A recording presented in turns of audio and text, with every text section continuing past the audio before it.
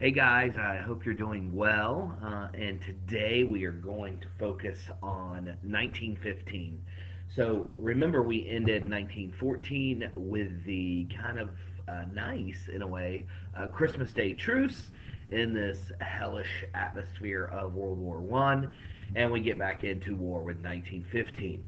The trenches are stretching all the way up from the English Channel down here close to Paris, and it bends back all the way down to Switzerland.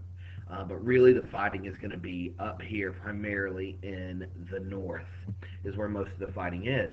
And basically, the one word to describe 1915 is stalemate. And there's basically going to be four ways that each side tries to break this stalemate that I want to talk to you about. The first way is the Germans are going to get involved in many of these ways, and the first one is they're going to start bombing London. They do strategic raids on London and the port cities. Why?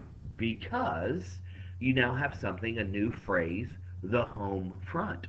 If civilians are making the bombs, if civilians are making the bullets, and they're building the clothing and they're supplying the food for the army, then they are part of the army, and that's where we get something called the home front. And thus, when you attack soldiers and the home front, you get, of course, the phrase that the German general Ludendorff begins to invent called total war. So in January of 1915, they begin to bomb London. They really use Zeppelin raids as such right here. I can't imagine that site being in London and having these bombs rain on you. And they're also using pretty antiquated bombers that you can see right here. And these are the Germans. Now, the interesting thing about this, and it's kind of an interesting story, is we've studied these royal families of England. We started basically with the Tudors,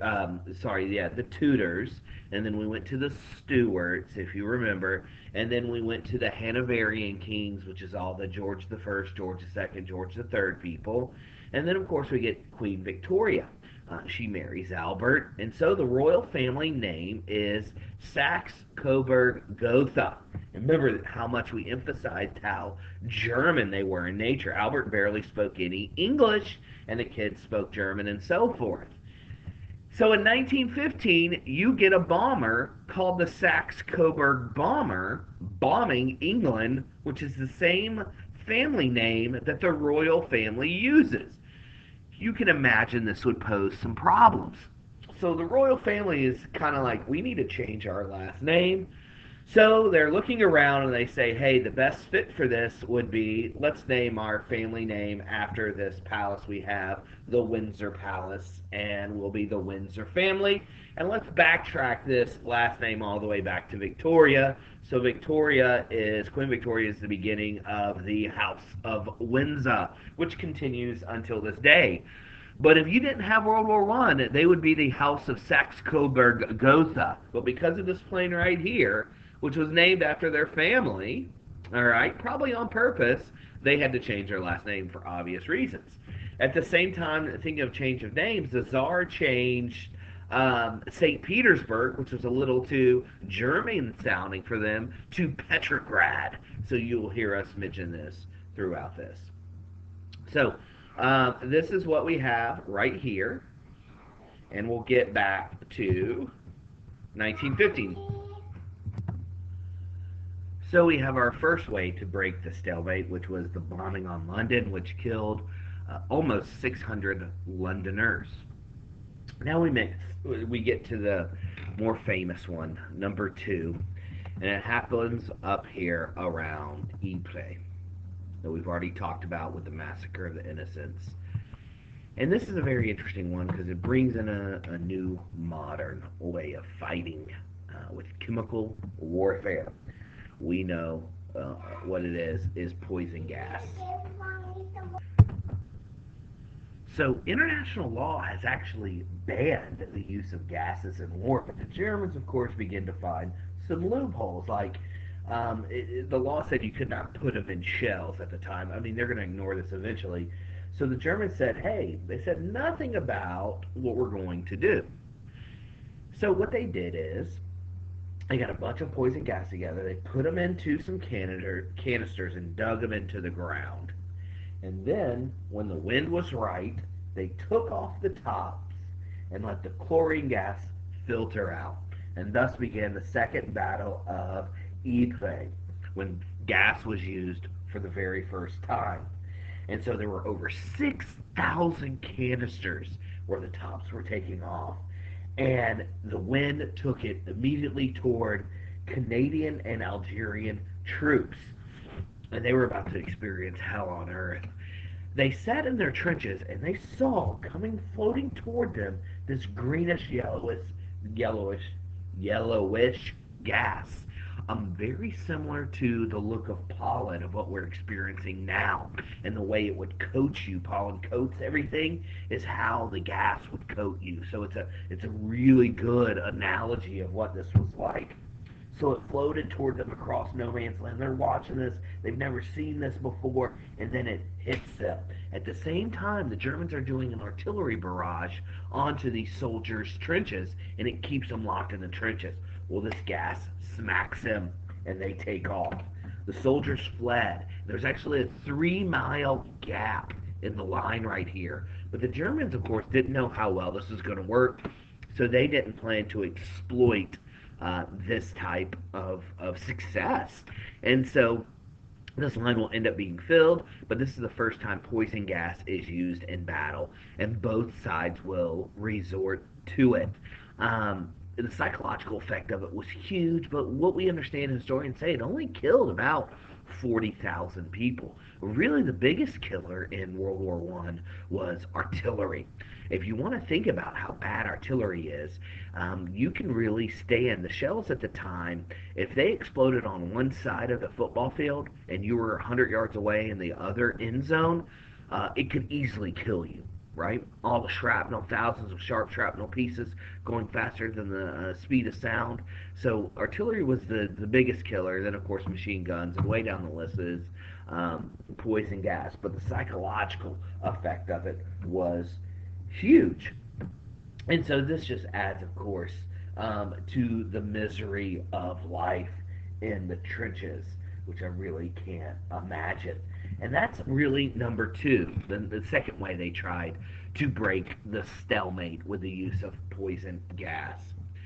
The third way they try to break the stalemate is the Germans are going to use the Unterboot, heretofore mentioned as the U-boat, to basically what we know as the submarine. The German submarine is basically to surround this island and keep any supplies. They're going to blockade the British Isles and keep any merchant ships that carry merchandise, from going anywhere. And the British, it takes them a while to figure out how to handle these U-boats, as you know. But basically, they're trying to kind of starve out the British Isles and get them to surrender. And basically, it's kind of interesting. There's rules behind this. Like, you can't really, you got to be careful what merchant ship you destroy, because it could just be supplies from the United States or from another neutral country. And so the idea is, what you're supposed to do as a U-boat is you stop a merchant ship, you go on, you make sure there's no weapons on it, and then you hop back on your U-boat, and if there's no weapons on it, you can't fire at it. Or if you're a U-boat and you stop a merchant ship and you go on and there is military supplies, and you can hop back on your U-boat, back up, and then blow up the merchant ship. Well, the British realize how ridiculous these rules are, and so they begin to arm the merchant ships. So when the U-boat gets up, the U-boat blasts it. So the U-boat says, hey, we're not going to go up there and stop the ship. We're just going to assume it has military equipment on it and shoot it. And this is why in 1915 you get the great example of the Lusitania being sunk, the passenger ship. We do know it did, in retrospect, after going down on the sea. I think National Geographic did this. It did have military goods on it, so it was game. But at the time, it was a huge propaganda coup for the Allies, because it was seen as these U-boats firing on an innocent passenger ship, the Lusitania. And this is where, of course, the U.S. begins to get more and more involved. In the U.S., really, at this time, you get this move from London being the financial capital of the world to New York being the financial capital of the world. Basically, the Allies are borrowing money from U.S. banks, and then they spend that money on U.S. goods. We're a huge win-win situation for us here. So you have the U-boat attacks at this time. You have the raids on London, and of course you have the use of poison gas. And so that brings us really to our fourth and final way they try to break the stalemate of 1915. And it really comes with the head, the Lord of the Admiralty, which you might have heard of him before. At this time in World War I, his name was Winston Churchill. And he comes up with an idea to break the stalemate is we need to help out the Russians. The Russians are doing terrible. At this time, basically, they don't even have enough rifles for every soldier. So you go into battle if you're a Russian, and if you don't have a rifle, you go pick it up from a dead Russian's hands, and then you have your rifle. And you can't really fight a war this way, and kind of Winston Churchill understands this. So he says the way to get supplies here is to make a run and destroy the forts through here, and then we can move up into this area and we can open up a supply route this way to the Russians. Because the northern way, there's U-boats and there's ice. So this is really the most effective way at the time to do this. And so Churchill really pushes this, and finally the higher-ups agree to this. This will be kind of Churchill's big gamble in World War One. So his idea is this. All the ships before the dreadnoughts are obsolete. Let's have them run this channel right here, destroy the mines. We're going to lose some ships, but who cares? They're old ships at this time. We don't really care. So this is his idea, but the Navy is very protective. It's the proud British Navy. So they bring in 18 battleships, 30 destroyers, and 100 transports. And in February, they begin to shell all the forts along here. Then weather sets in, and the Navy pulls back.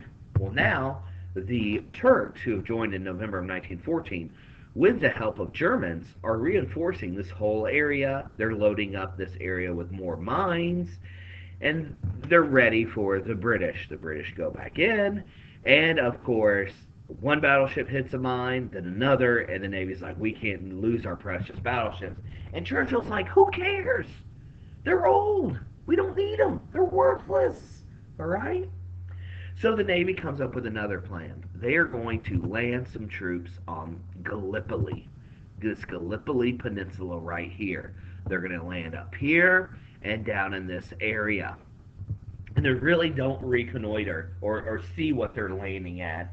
And basically what happens on April the 24th and 25th, 1915, they land on several beaches with 90,000 troops. And the idea is they're going to cross over and to begin to destroy all these forts that can shoot down on the British Navy. That's the idea. But when they land, the beaches are very small and cramped, and there's high cliffs. All right?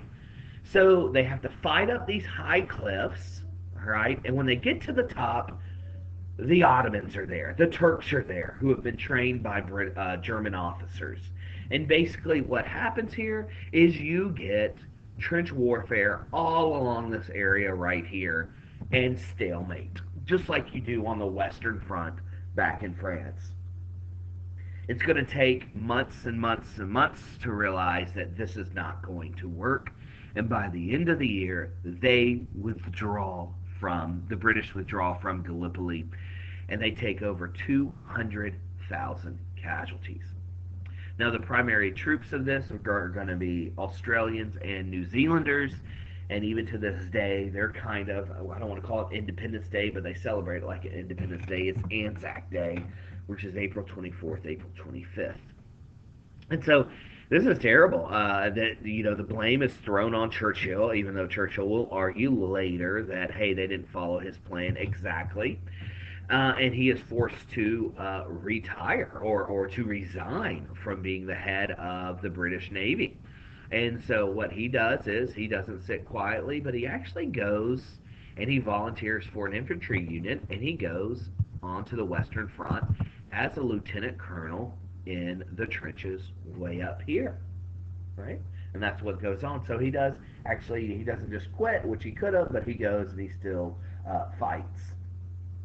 So that's it right here. Let's talk about some other things really quick. We have our four things. We have Gallipoli, we have poison gas, Zeppelin raids, and the U-boats are the four ways they tried to break the attack going on, break the stalemate in 1915. I do want to talk about something else really quick that happened over in Turkey. And it happened over in this area we know as Armenia, which is right up here. So half of Armenia fought for the Turks, and half of Armenia basically, or most of Armenia, was helping out with the Russians. And so basically the Turks try to remove the Armenians from this area, and what it turned into is the infamous Armenian genocide, where over 1 million men, women, and children were killed. All right, and we know about this not from the Turks, but from German first-hand accounts of them writing back home saying, "Hey, they just liquidated this whole village of Armenians," and they wrote these first-hand accounts of all these atrocities.